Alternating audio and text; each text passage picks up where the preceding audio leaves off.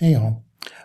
Just want to take a few minutes, try to be as brief as I can, to talk through some of the different ways you can go about accessing the library databases and how you can go about finding some of the best sources that will aid you with the research we'll do in this class, but also the research we'll do in other classes. So, to start out with, I want to start out by talking through the library's resources. First and foremost, know that you can always physically go to the library and utilize this utilize the stacks and be able to find books that you're looking for.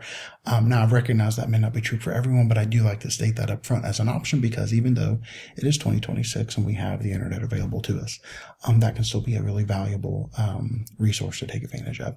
Now, for most of your purposes, or for all your purposes though, you're all going to want to know how to do this online. So what you're going to want to do is go to the library's website, and again, here's the link, or if you go to the search option here, you can type in library and it'll give you a link directly to it.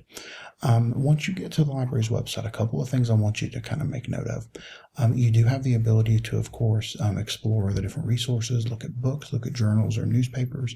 But for your purposes, for the most part, you're going to want to go down here to this particular box that has different links linked to it. And the one you're going to probably take advantage of is going to be databases in Galileo. So once you click on this one, it is going to take you to the databases, and you can look at the databases in two different ways. You can look them up by the A to Z list, which is right here. So if you happen to know the name of a database that you want to look at, you can absolutely just go right to the alphabetical list here and click on that. Or if you want to look based on your colleges, you can do that. So for our class, again, College of Humanities, Arts, and Social Sciences is going to be your best bet. And of course, you can kind of look and see here exactly what options might be available to you. Or you can also look up things based on search guides by subject, research guides by subject, and of course click on those based on the links here. So there's a number of different options to choose from. Any and all of them I think can be incredibly valuable. But for our purposes today, I'm going to use the databases A to Z and go to A. And I'm going to actually start with one called Academic Search Complete. So this particular database is really, really great because it's a really broad database, meaning you can kind of find anything you're looking for through this database. Now you can find it, when I say anything, I would say largely almost anything, but there are going to be some limitations to it. One thing to keep in mind is that if you're looking for a particular topic, you may not necessarily want to look through things. Maybe look through tons and tons of options. And one of the things I'll do is I'll actually talk through exactly how you go about doing that. So a couple of things to do. So first of all, when you look at Academic Search Complete or any Galileo database, you're going to see that there are very similar options that are going to be listed here for your dashboard, research tools, and things like that. Now, what I'm going to recommend is that you always do the advanced search option, because it is going to give you a number of different suggestions here. So let's say we were looking for, let's see, I'm just going to do a totally random one. Let's say I'm going to be looking for The Shining and trauma. Okay, and again, The Shining is, I'm going to be referring to the book here, not necessarily the film. But I'm going to do just a general search, The Shining, trauma, and then to see what comes up. Now, a couple of things I do want to recommend to you. Whenever it says to limit your results, always click full text, and then always click peer reviewed. Full text ensures that you're going to get the entire document available to you.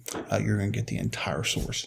And then the other thing is the peer review just ensures that whatever you get through a search is going to be credible and is going to be worth your while. You're going to want to use it for your own research purposes. It's not just going to be some random person's thoughts about the text or the topic that you're researching. Okay, so at the very least, these are the two things I want to click on. Do note that you have, other things to click on here, but those are the two things you're going to want to look for. And then let's do the search and see what comes up.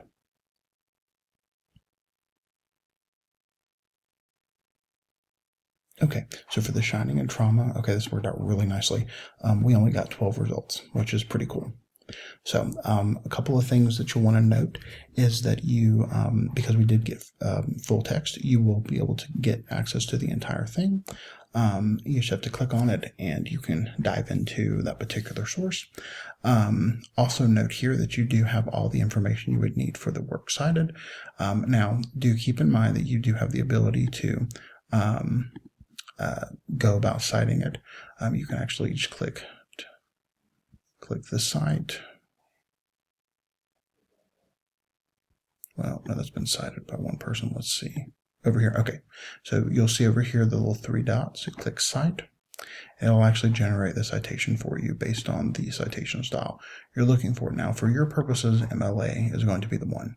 Now, one thing I will tell you, I want to say this very clearly.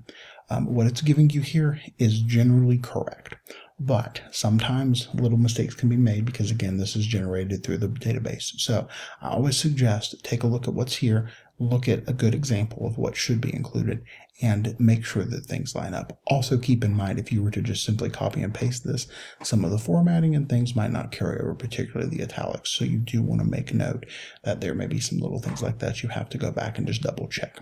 All right. So again, for this particular one, you've got 12 options here.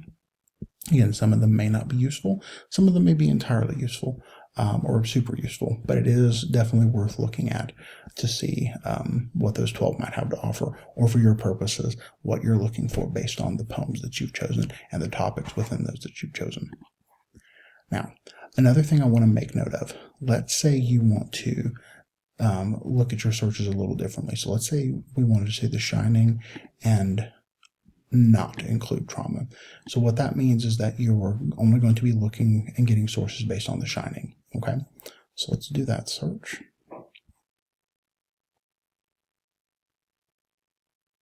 Okay, and that gives us 1,170 gig, which is a lot of sources to come through.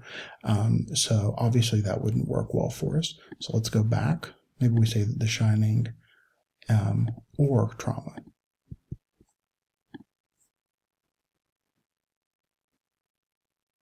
And that gives us 130,000. So essentially what I'm doing here is just kind of letting you know that these particular drop downs here are absolutely here to help you. What they're actually called Boolean operators, and it's spelled just like that. And what that allows you to do is it allows you that as you're looking through and doing your searches, if you want to mess around with, what kind of options you may get, what kinds of sources you may get, this might be a really effective way to go about doing some of that work. Okay, so just make sure to keep in mind all the different options here. And note that most databases you'll find through the library's website will look very similar to this. So it doesn't really matter which particular database you're looking at. You will have the ability to mess around with your search options, but the two things you're always going to want to click on are full text and peer reviewed. Those two things are going to make sure you get the entire article, the entire source, and that what you're looking at has been reviewed by other people in that field, and it's been essentially given a check or like a seal of approval that what you're looking at there is good and worth your while. Okay, so the last thing I want to mention,